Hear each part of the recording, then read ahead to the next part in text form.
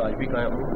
نظام بالکل تباہ ہوا ہے، لیکن میں نے وہ نظام 80 سال کا تباہ ہونے کا کہا، اور میں آج بھی سمجھتا ہوں کہ یہ 80 سال سے جو نظام ہے وہ تباہ ہے. بیکاز ادروائز اگر نظام چل رہا تو ہم کہاں سے کہاں پہنچ جاتے.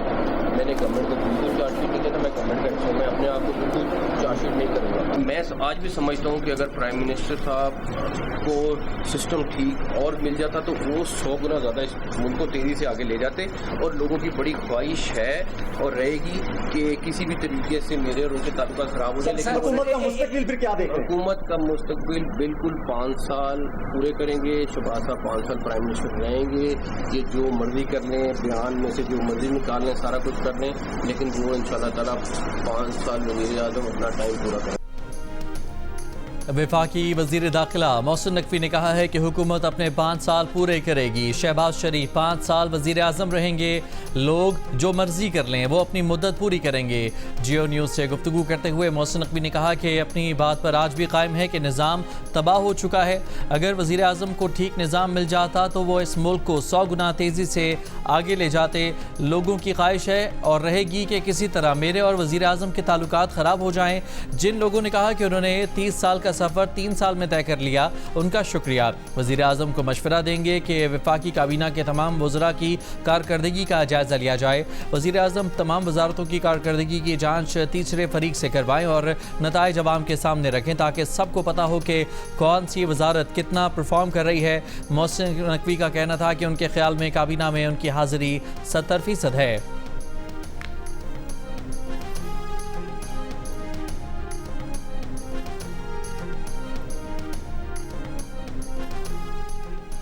وزیر اعظم کے مشیر رانا ثناءاللہ نے کہا ہے کہ وزیر داخلہ محسن نقوی کہتے ہیں کہ سسٹم گر گیا ہے. وہ کس سسٹم کی بات کر رہے ہیں؟ 1973 کے آئین کی وجہ سے فیڈریشن قائم ہے. محسن نقوی کا بیان بے معنی ہے اور اس کا سیاق و سباق سے نہیں. اگر صوبے بننے ہیں تو اسی آئین کے تحت ہی بنیں گے. اگر چھوٹے انتظامی یونٹس بننے ہیں تو بھی اسی سسٹم سے بننے ہیں. پورٹ آف اسپین ٹیسٹ میں پاکستان نے ویسٹ انڈیز کو 8 وکٹ سے ہرا دیا. پاکستان نے 75 رن کا ہدف 2 وکٹ پر حاصل کر لیا. کپتان بابر اعظم نے لگاتار 2 چھکے لگا کر ٹیم کو فتح دلائی. پاکستان اور ویسٹ انڈیز کے درمیان 2 ٹیسٹ کی سیریز 1-1 سے برابر ہو گئی. میچ میں عبداللہ شفیق نے آؤٹ ہوئے بغیر مجموعی طور پر 184 رنز بنائے. ساجد خان نے میچ میں 8 اور علی عثمان نے 6 کھلاڑیوں کو آؤٹ کیا. ملک سے باہر مسلسل 8 شکستوں کے بعد پاکستان نے پہلی فتح حاصل کی. پاکستان نے آخری بار ملک سے سری لنکا کو 2023 میں اس کے ہوم گراؤنڈ پر شکست دی تھی. عبداللہ شفیق میچ کے بہترین کھلاڑی قرار. عبداللہ شفیق نے پہلی اننگز میں 160 رن ناٹ آؤٹ جبکہ دوسری اننگ میں 24 رن بنائے اور آؤٹ نہیں ہوئے. عبداللہ شفیق کا کہنا ہے کہ کم بیک میچ میں پرفارم کرنے کی بے حد خوشی ہے. کوشش کی زیادہ سے زیادہ رن کریں جس میں کامیابی ملی.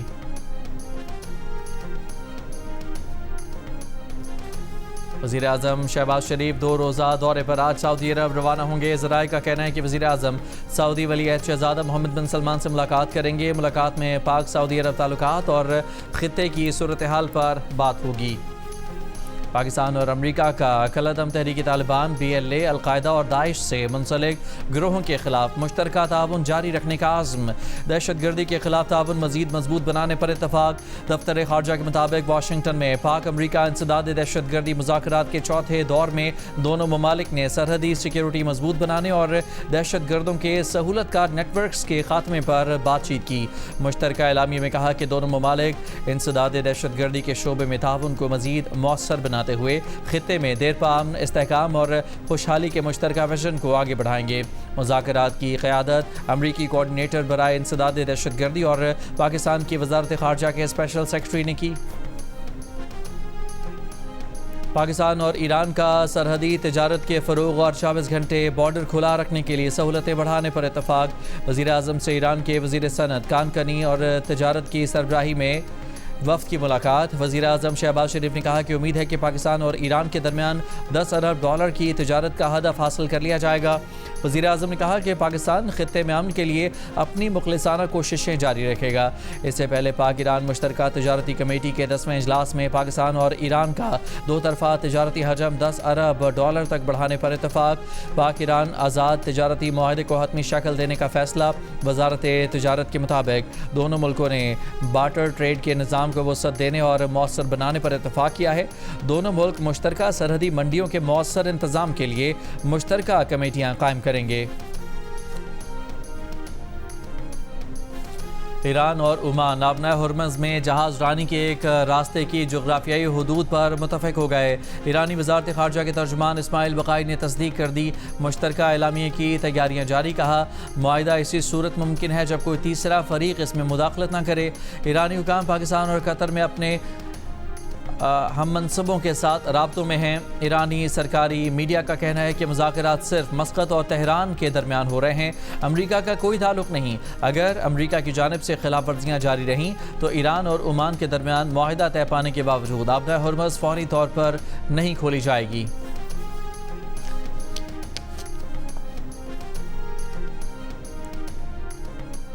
آبنائے ہرمز میں عمان اور ایران کے درمیان 60 روز کے عارضی انتظام پر اتفاق ہو گیا۔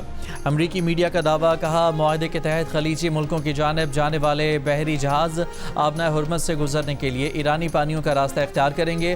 ہرمز سے بحیرہ عرب جانے والے بحری جہاز عمانی پانیوں سے سفر کریں گے۔ 60 دن کی اس مدت کے دوران کوئی فیس نہیں لی جائے گی۔ فریقین 30 دن کے اندر آبنائے ہرمز میں بارودی سرنگیں ہٹانے پر کام کریں گے۔ عرب میڈیا کا کہنا ہے کہ ایران عمان مذاکرات میں اب صرف ایک یا دو معاملات حل طلب رہ گئے ہیں۔ اگر کسی بیرونی عنصر نے مذموم مداخلت کی تو معاہدہ آج یا پھر کل کسی بھی وقت ہو سکتا ہے۔ عرب میڈیا کے مطابق امریکہ نے پاسداران انقلاب سے وابستہ 3 اداروں سے بھی پابندیاں اٹھا لیں۔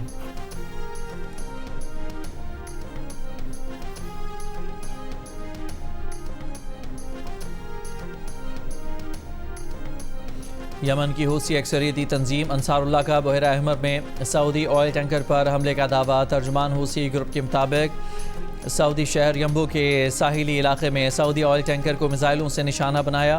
22 جولائی سے نافذ سعودی ناکہ بندی کی خلاف ورزی کرنے والے 8 جہازوں پر حملہ کیا اور 29 کو راستہ بدلنے پر مجبور کیا۔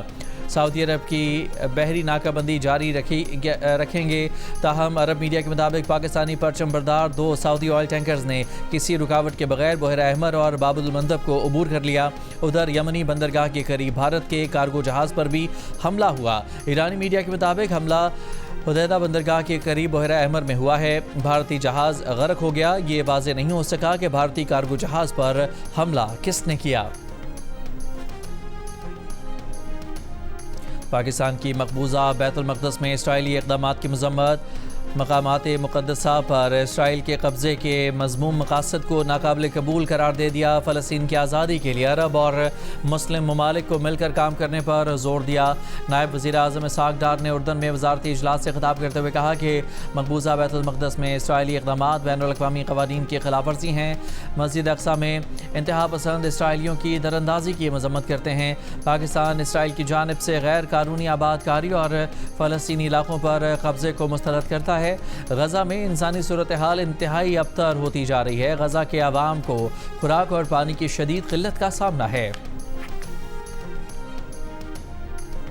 کراچی کے میر رضا کی پوسٹ مارٹم رپورٹ میں تنازع۔ پولیس سرجن سمیہ سید نے ایس پی ایسٹ کو خط لکھ کر ڈاکٹر اسامہ شیخ کی بنائی ہوئی پوسٹ مارٹم رپورٹ میں سنگین خامیوں کی نشاندہی کر دی۔ لکھا کہ لاش کے ایکس رے نہیں کیے گئے، انٹری زخم پر موجود بارود کے نشانات کا کیمیکل تجزیہ نہیں کیا گیا، نہ ہی فورنزک معیار کے مطابق تصاویر لی گئیں۔ انٹری اور ایگزٹ زخموں کی ہڈیوں کے نشانات کے مطابق واضح وضاحت موجود نہیں۔ پوسٹ مارٹم رپورٹ میں انٹری زخم کا سائز ایگزٹ زخم سے بڑا درج ہے۔ انٹری اور ایگزٹ زخم کی دوبارہ جانچ اور تصدیق ضروری تھی۔ گن پاؤڈر کے لیے ہاتھوں سے نمونے بھی حاصل نہیں کیے گئے۔ لاش کی ڈیکمپوزیشن کی نوعیت بھی واضح نہیں کی گئی۔ چہرہ ناقابل شناخت ہونے کے باوجود شناخت کی تصدیق کے لیے ڈی این اے سیمپل حاصل نہیں کیا گیا۔ پولیس سرجن کی ضرورت پڑنے پر قبر کشائی کی سفارش۔ کراچی پولیس چیف آزاد خان نے کہا کہ پولیس ایم ایل او کی رپورٹ پر کارروائی کرتی ہے۔ رپورٹ میں کوئی مسئلہ تھا تو فوری طور پر ٹھیک کیا جانا چاہیے تھا۔ MQM کے رہنما اور وفاقی وزیر مصطفیٰ کمال کی نئے انتظامی یونٹ سے متعلق پیر پگارا کے بیان کی تائید. کہا نئے انتظامی یونٹ کا قیام اب MQM کی خواہش نہیں بلکہ پاکستان کی مجبوری ہے. کراچی کے علاقے بہادر آباد میں 2 اگست کو MQM مرکز پر 2 گروپوں میں فائرنگ کا مقدمہ تھانہ نیو ٹاؤن میں سرکار کی مدعیت میں درج. مسلح تصادم اور لڑائی جھگڑے میں 3 افراد زخمی ہوئے. ملزم اظہر اور ذیشان نے 20 سے 25 نامعلوم افراد کے ہمراہ ہوائی فائرنگ اور جھگڑا کیا. مقدمے میں انسداد دہشت گردی، ہوائی فائرنگ، ہنگامہ آرائی اور املاک کو نقصان پہنچانے کی دفعات شامل.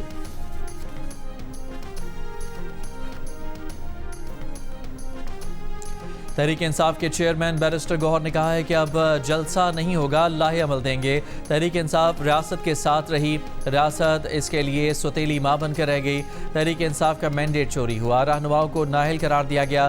PTI کارکنان شہید ہوئے، پھر بھی انہوں نے ڈائیلاگ کی بات کی. سیاسی لوگ ہیں، مسائل کا حل بھی سیاسی چاہتے ہیں. آج 3 سال کے بعد شہباز شریف سویڈ ناکام ہو گئی. کہا جا رہا ہے کہ سسٹم ناکام ہو گیا.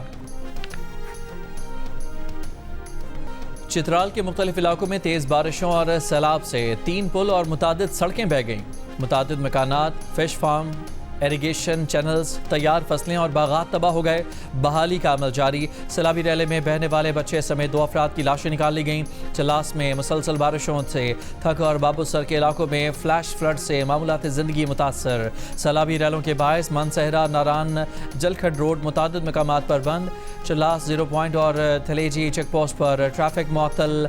یاشو کلداس کے مقام پر لینڈ سلائیڈنگ کے باعث قراقرم ہائی وے بھی بند. لاہور کے مختلف علاقوں میں کہیں ہلکی اور کہیں تیز بارش. 7 سے 9 اگست کے دوران ملک کے بیشتر علاقوں میں بارشوں کے نئے سپیل کی پیشگوئی. وزیراعظم شہباز شریف کی ڈسکورس کی نشکاری میں سرمایہ کاروں کی شمولیت کے لیے مؤثر حکمت عملی اختیار کرنے کی ہدایت. ڈسکورس کی نشکاری اور پرائیویٹائزیشن کمیشن کے اصلاحاتی تنظیم 9 پر جائزہ اجلاس میں وزیراعظم نے کہا کہ نشکاری کے عمل میں صارفین کے مفاد کو ترجیح دی جائے. ڈسکورس کی نشکاری کے تمام مراحل مقررہ مدت میں منافع بخش انداز میں مکمل کیے جائیں. نجکاری کمیشن میں جاری ادارہ جاتی اصلاحات اور تنظیم 9 1 ماہ میں مکمل کی جائے. نجکاری کمیشن میں عالمی معیار کے مالیاتی، قانونی اور IT ماہرین شامل کیا جائے. وزیراعظم سے جاپان انٹرنیشنل کوآپریشن ایجنسی کے صدر کی ملاقات. وزیراعظم کا معدنیات کے شعبے میں جائکا کے تعاون کا خیر مقدم. پاکستان کی معاشی اصلاحات سے آگاہ کیا. وزیراعظم نے کہا کہ معدنیات کے شعبے کی ترقی ترجیحات میں ہے. جائکا کے صدر نے مشرق وسطیٰ میں قیام امن کے لیے پاکستان کی کوششوں کو سراہا.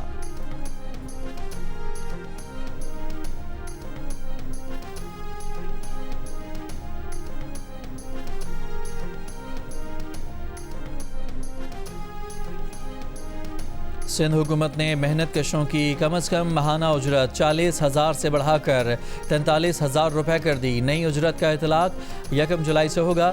وزیر اعلیٰ سندھ مراد علی شاہ نے کابینہ اجلاس میں مہران ہائی وے پر بھاری تجارتی گاڑیوں کے لیے ٹول ٹیکس کے نفاذ کی بھی منظوری دی. کابینہ کو دی گئی بریفنگ کے مطابق مجوزہ ٹول ٹیکس سے آپریشنل اخراجات کے بعد سالانہ 1 ارب 48 کروڑ روپے کی خالص آمدنی متوقع ہے. کابینہ نے سندھ گورنمنٹ لینڈز مینجمنٹ بل 2026 کے مسودے پر بھی غور کیا. مجوزہ بل کے تحت سرکاری اراضی کی قیمتوں کا تعین مارکیٹ ویلیو کی بنیاد پر ہوگا.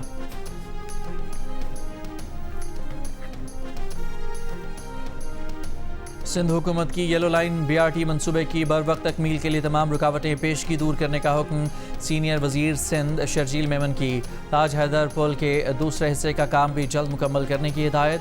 محکمہ ٹرانسپورٹ کے اجلاس میں شرجیل میمن نے کہا کہ یلو لائن BRT عوامی منصوبہ ہے جس کی بروقت تکمیل سندھ حکومت کی اولین ترجیح ہے. تمام متعلقہ ادارے باہمی تعاون اور مؤثر رابطہ کاری کے ذریعے درپیش مسائل فوری حل کریں. اجلاس میں سیکرٹری ٹرانسپورٹ اسد ضامن، یلو لائن BRT کے پروجیکٹ ڈائریکٹر کمال دایو اور دیگر متعلقہ حکام کی شرکت. لکی مروت کے علاقے بہرام خیل میں گھر میں جھگڑے کے دوران دستی بم کا استعمال، 3 افراد جاں بحق. پولیس کے مطابق دھماکے میں ایک شخص، اس کی بھابھی اور بھتیجا جاں بحق ہوئے ہیں جبکہ 3 بچے زخمی ہوئے. گھر میں دستی بم کی موجودگی اور دھماکے کی تحقیقات جاری. لاہور ہائی کورٹ نے PTI کی مینار پاکستان پر جلسے کی اجازت کے لیے درخواست غیر ضروری قرار دیتے ہوئے مسترد کر دی. عدالت نے کہا کہ جلسے سے متعلق درخواست پر DC نے فیصلہ کر دیا ہے.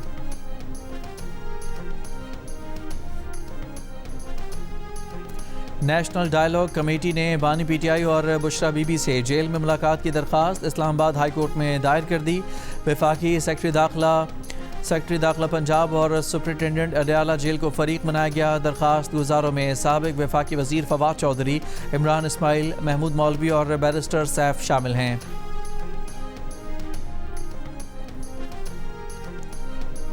لاہور کے علاقے ہنجروال میں 9 سال کا بچہ جوہڑ میں ڈوب کر جاں بحق ہو گیا. ریسکیو حکام کے مطابق احمد اصغر دوستوں کے ساتھ کھیلتے ہوئے بارش کے پانی کے ساتھ جوہڑ میں گر گیا. مقامی لوگوں نے بچے کو جناح اسپتال منتقل کیا مگر وہ جاں بحق نہ ہو سکا. راول پنڈی میں شہری کو اغوا کر کے بھتہ لینے کا الزام، پولیس کانسٹیبل سمیت 3 ملزمان گرفتار. پولیس کے مطابق شہری نے شکایت کی تھی کہ پولیس اہلکار نے ساتھیوں کے ساتھ مل کر اغوا کیا اور رقم لے کر چھوڑا. کانسٹیبل محسن ضیاء اور اس کے 2 ساتھی انکوائری میں الزامات ثابت ہونے پر گرفتار کر لیے گئے. مقدمہ درج. کراچی کے علاقے قیوم آباد ڈی ایریا کے قریب بچی سے مبینہ زیادتی کا ملزم گرفتار. پولیس کے مطابق ملزم 1.5 سال کی بچی کو گھر سے باہر گھمانے کی غرض سے لے کر گیا تھا. ملزم جب بچی کو واپس لے کر آیا تو بچی کی حالت نہایت تشویشناک تھی. بچی کو فوری طبی امداد کے لیے اسپتال پہنچایا گیا لیکن وہ دوران علاج انتقال کر گئی. پولیس کا کہنا ہے کہ میڈیکل رپورٹ آنے پر بچی سے زیادتی کی تصدیق ہوئی ہے. راستہ گھوم کے ہمیں جانا پڑ رہا ہے. اب 1 لیٹر پیٹرول میں جہاں ہم پہنچ جائیں گے وہاں پہ ہمیں 2 لیٹر 3 لیٹر لگانا پڑے گا. یا ان کا اپنا کوئی ذاتی کوئی بچہ اس کے اندر کوئی پھنسا ہوا ہو تو شاید ان کو احساس ہو. اب ہمیں کتنی پرابلم ہو رہی ہے، نہ ہمیں کنوینس مل رہی ہے، نہ ہمیں جو ہے نا کوئی راستہ مل رہا ہے. سارے راستے ان لوگوں نے بلاک کر دیے ہیں. کراچی کے متعدد علاقوں میں شام کے وقت ٹریفک نظام درہم برہم رہا. فوارہ چوک کے قریب اطراف کی سڑکوں پر ٹریفک کی روانی متاثر رہی. ڈیفنس میں بھی ٹریفک کی روانی متاثر رہی. کراچی میں شارع فیصل پر نرسری کے قریب متعدد گاڑیاں آپس میں ٹکرا گئیں. نرسری سے ایئرپورٹ جانے والے ٹریک پر ٹریفک کی روانی متاثر. ٹریفک پولیس کے مطابق حادثہ تیز رفتاری کے باعث پیش آیا. آزاد کشمیر قانون ساز اسمبلی کے حلقہ اہل 28 مظفر آباد میں پیپلز پارٹی کے بازل علی نقوی 28,170 ووٹ لے کر کامیاب. غیر حتمی غیر سرکاری نتائج کے مطابق نون لیگ کے چودھری شہزاد 26,864 ووٹ لے کر دوسرے نمبر پر رہے. اہل 27 مظفر آباد 1 کے تمام 197 پولنگ اسٹیشنز کا مکمل غیر سرکاری نتیجہ. مسلم لیگ نون کی نورین عارف 18,919 ووٹ لے کر کامیاب. استحکامی پاکستان پارٹی کے سردار تبارک علی 18,621 ووٹ لے کر دوسرے نمبر پر. آزاد کشمیر انتخابات کے دوسرے مرحلے میں 21 حلقوں میں مسلم لیگ نون 15 نشستیں جیت کر سر فہرست ہے. پیپلز پارٹی 6 نشستیں جیت سکی.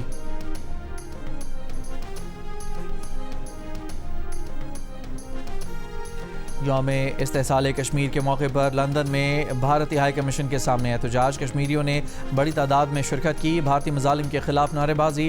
شرکاء نے بھارتی کشمیر کے حوالے سے 5 اگست 2019 کے اقدامات کو مسترد کر دیا. گفتگو میں کہا کہ بھارت کی مقبوضہ کشمیر میں آبادی کا تناسب تبدیل کرنے اور کشمیری شناخت کو مسخ کرنے کی کوششیں قابل مذمت ہیں. شرکاء نے اس موقع پر کشمیر بنے گا پاکستان کے نعرے لگائے.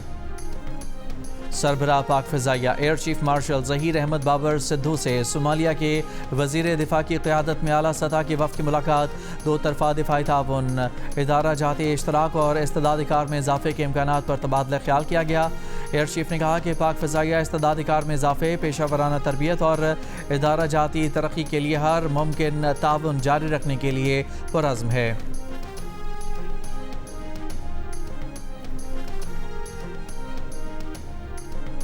پاکستان اور امریکہ کے درمیان تجارتی اور اقتصادی تعاون پر مذاکرات میں پیش رفت. 2 طرفہ تجارت فریم ورک کو جلد حتمی شکل دینے پر اتفاق ہو گیا. وزیر خزانہ محمد اورنگزیب نے امریکی تجارتی نمائندے جیمسن گریر سے ورچوئل ملاقات کی. امریکہ کے ساتھ تجارت اور سرمایہ کاری کے فروغ پر زور دیا. وزارت خزانہ کے مطابق دونوں ملکوں کے درمیان مضبوط تجارتی شراکت داری پاکستان کی برآمدات میں اضافے کا ذریعہ بنے گی. امریکی تجارتی نمائندے نے پاکستان کی لیبر اور ریگولیٹری اصلاحات کو سراہا. جبری مشقت سے متعلق اصلاحاتی اقدامات پر امریکہ نے اطمینان کا اظہار کیا. کہا کہ باقی معاملات تکنیکی سطح پر مذاکرات سے حل کیے جائیں گے. گورنر اسٹیٹ بینک جمیل احمد کا کہنا ہے کہ اسٹیٹ بینک نے فری لانسرز کو سہولتیں دے کر ترسیلات زر کو بڑھایا۔ کراچی میں تقریب سے بذریعہ ویڈیو لنک خطاب میں کہا کہ اسلامی بینکاری کے لیے اسٹیئرنگ کمیٹی قائم کر رکھی ہے، حکومت کے ساتھ مل کر اسلامی نظام کے نفاذ کے لیے کام جاری ہے۔ ڈپٹی گورنر اسٹیٹ بینک سلیم اللہ نے کہا کہ 1 جنوری 2028 سے مقامی بینک شرعیہ اصولوں پر مبنی خدمات فراہم کریں گے۔ وزیر مملکت بلال بن ثاقب نے کہا کہ اب AI پیداواری صلاحیت کو بڑھا رہی ہے، ٹیکنالوجی از خود اچھی بری نہیں ہوتی، اس کا استعمال ہوتا ہے۔ ممتاز عالم دین مفتی منیب الرحمان نے کہا کہ ملکی معیشت کا حال یہ ہے کہ صوبوں کے حصے اور سود کی ادائیگی کے بعد کچھ بچتا ہی نہیں۔ مولانا بشیر فاروقی نے کہا کہ حکومت سودی نظام ختم کرنے میں سنجیدہ نہیں، ہم روایتی بینکوں کے 1 لاکھ عملے کی تربیت کرنے کو تیار ہیں۔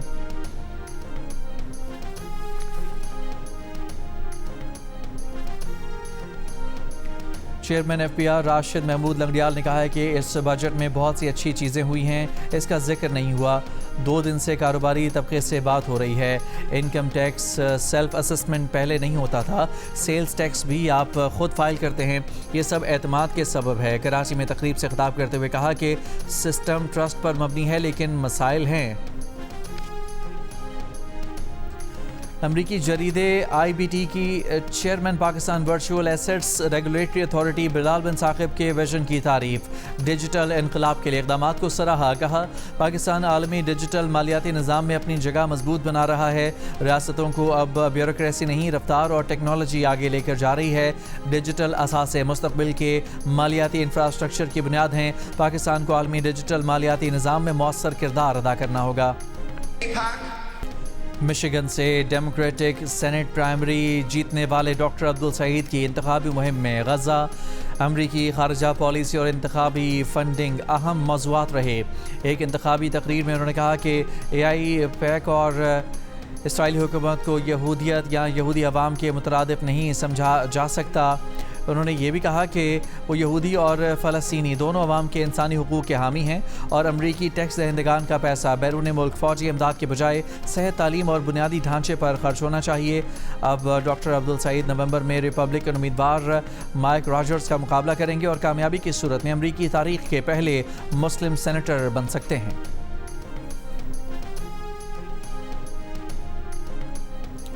جنگیں ملکوں کی معیشت تباہ کر دیتی ہیں، لیکن اسرائیل دنیا کا واحد ملک ہے جس کی معیشت کئی محاذوں پر جنگ کے باوجود ترقی کر رہی ہے۔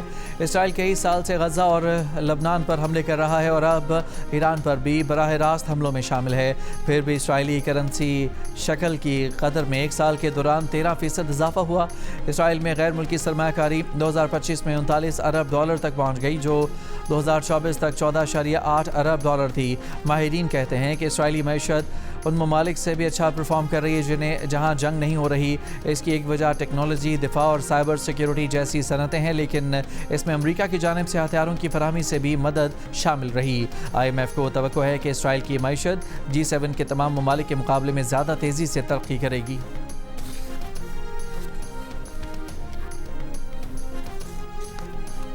براڈ بیک پر طوفانی تودا گرنے سے 10 کوہ کی ہلاکت،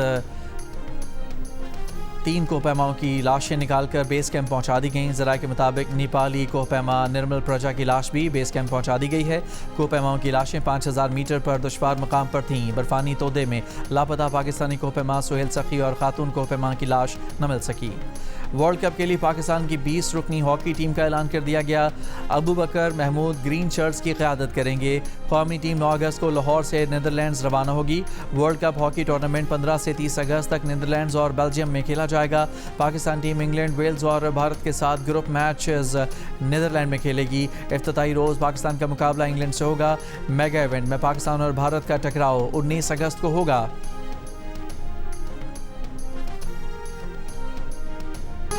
اور آزادی کے رنگ جیو نیوز کے سنگ جشن آزادی منائیں، دنیا بھر کو دکھائیں آپ اس سال جشن آزادی کس طرح منا رہے ہیں۔ 10 سیکنڈ کی ویڈیو یا تصویر ہمیں بھیجیں، اپنا پسندیدہ ملی نغمہ گا کر ویڈیو بھیجیں، جیو نیوز نشر کرے گا۔ ہمارا نمبر آپ کی اسکرین پر۔